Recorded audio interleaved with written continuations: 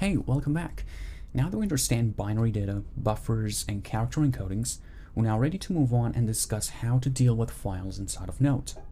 Now, before I start to talk about what exactly a file is and how your operating system handles files and where exactly Node will come into play here, let me just quickly show you an example of how to deal with a file inside of Node. So what I want to do is to open up my terminal, and I have created an empty folder called app.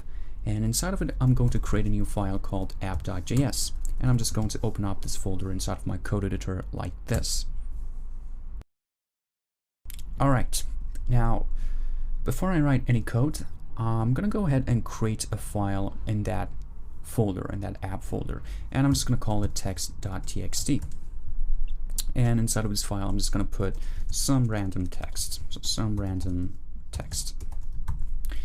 Now, what I want to do inside of Node, I'm going to grab the contents of this file and log that onto the screen. So it's a pretty straightforward process. So all we have to do is to require the fs module. So I'm going to say const fs equals require fs. Using this module, we could deal with files, we could write files, we could read files, search in directories, and all of that kind of good stuff. So with this in place, I am now going to read that file. So I'm going to say fs.read file, and let's search synchronously. In this case, we're going to talk a lot more about these concepts, but let's just stick with the synchronous manner. So read file sync, and right here I have to specify a path. Now my path is in the same directory, so I'm just going to say text.txt, like so. And I'm also going to save the contents inside of a variable like this. So const contents equals the contents of this read file sync function.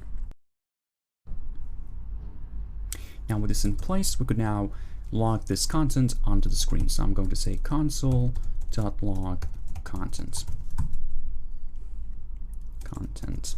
All right, let's now run this and see what we're dealing with. So inside of my terminal, I'm going to say node app.js. And as you can see here, we're getting back a buffer. Now, if you recall from the previous video that we talked greatly about buffers and binary data, you should know that everything you have on your computer is just zeros and ones. And in Node, we have this buffer module to deal with those zeros and ones. So when you try to read a file, you are getting zeros and ones.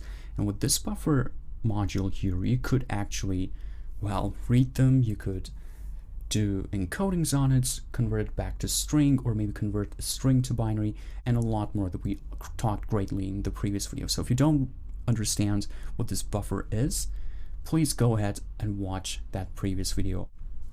Now, each one of these zeros and ones, so they are representing those zeros and ones in hexadecimal format. Each sequence of bits represents a character.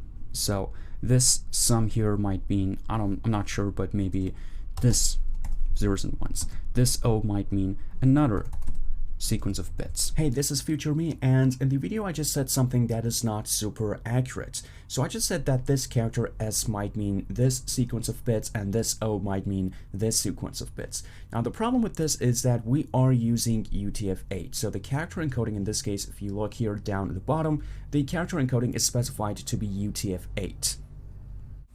And also, these characters that we have right here, they are ASCII characters. They are in that American Standard list, which consists of English letters, both uppercase, lowercase, some numbers, and punctuations, and some special characters. Now, in UTF-8, ASCII characters are represented using 8 bits, which is 1 byte. So to be more precise, we should say something like this. We should say that uppercase S would be this zeros and ones. Now again, the combination is not probably correct, but at least we're using 8 bits, and O might mean maybe this one. So maybe 4 ones and 0 1 0 1. Again, the point is that each character is represented using 8 bits or 1 byte. Again, don't worry about the combination. If you want to see the exact combination, you can Google it or use your calculator. But well, this is now more precise. Because each character is represented using 8 bits, and we can represent each 4-bit using only 1 hexadecimal number. So this character could be, maybe if I just write it right here at the bottom, if you use a correct calculator and calculate these things, maybe this would be number 4 in hexadecimal, and this would be maybe number F in hexadecimal. So now this uppercase S in our buffer would be maybe this 8 bits, and then this 8 bits is exactly this 4F in hexadecimal. So if you try to log the buffer, you're going to get this 4F. Again, these numbers are not accurate, but again, it's just one example. All right, back to the main video. Now what we could do is to use character encodings to convert this binary data. Remember, this content just holds some zeros and ones. We could convert it into a string. So what I can do here is to run the toString method on that buffer, on that zeros and ones, and just specify character encoding. In this case, I'm going to specify it as UTF-8. Now if I go back to my terminal and run that file again, in this case, I am getting some random text. Alright, that is it about this quick demo. This is how you can use the FS module and read a file. This is a very small and quick example, but now we see the use cases of this FS module. It is there to deal with files, and this is again just one quick example about how we can do it. Now in this section, we're going to create a complete application using this FS module. And while we're building this application, we're going to build on our knowledge of Node.js and this FS module, and we're going to explore a few concepts. So before we move on any further, let me now show you a quick demo of this application that we're going to build in this section. This is the application we're going to build. This is the code, and we're going to clean this up a little bit. This is just what I did right now. I need to clean this up before we write it. But anyway, let me just show you what this application does. Now, what it does is that it constantly watches a file that I created here, and it's called command.txt. And what it does is that I just throw some command in here, and the application is going to watch them, and it's going to do those commands. So I could create files here, I could delete a file, I could add to a file, and all of that kind of good stuff. So let me show you just some examples of how this works. So what I can do here is to just write some commands. So I'm going to say create a file, and then the name, I could just say test.txt, or I could specify the whole path. And in this case, I'm going to specify the whole path. So I'm going to right click here, and I'm going to click on copy path, because I'm going to create this file in my directory, because we could see it that the file appears right here.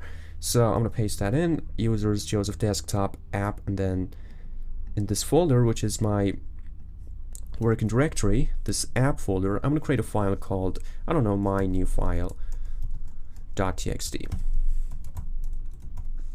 And if I save it, Node.js is going to watch this, and it's actually watching it right now. It's going to see this command, create a file, and then it's going to create a file with this path name. So if I save, actually, sorry, I need to start the application first. So I'm going to say node app.js, and now if I save here, I'm going to get that file here on my directory. Now, some of the other things that I could do is to delete that file. So I could just say delete the file, and then if I save, the file is gone. I could then create it again. So create a file. In this case, I'm just going to name it test.txt. We have the file right there. We could actually rename the file if you want. So we could say rename the file this, and then to this. In this case, I'm going to say the new name. And if I save, if you watch here, the file name is going to change. Now we have the file with the name, the new name. And what else we could do? We could also, if I take a look at the commands, we could also add to the file. So I could say add to the file this, and then I guess it was, let me just take a look at the command. Yeah, it was this content. So I could say add to the file this content, and then here I just specify some things, maybe hide there, and then on a new line I could say let's go out. And I'm also going to change the file name to the new file name. So the new name, actually, it's the name of this file that we have right now in our current working directory. And now notice now this file is now empty, but if I save here, if I go back to the file, I now have those two lines that I added. I could add new stuff here if I wanted to. I don't know, maybe some text. and then some more text. Maybe I want to add in some gibberish like this, more, and then some more. Doesn't make any sense, but anyway, if I save it, and if I go back to my file, I see that I have now those stuff that I specified here. Now, one thing that I'm going to point out is that in this application, we're just using the FS module. So we're not going to use any third-party packages, we're not going to use any other native Node.js modules, we're just using this FS module.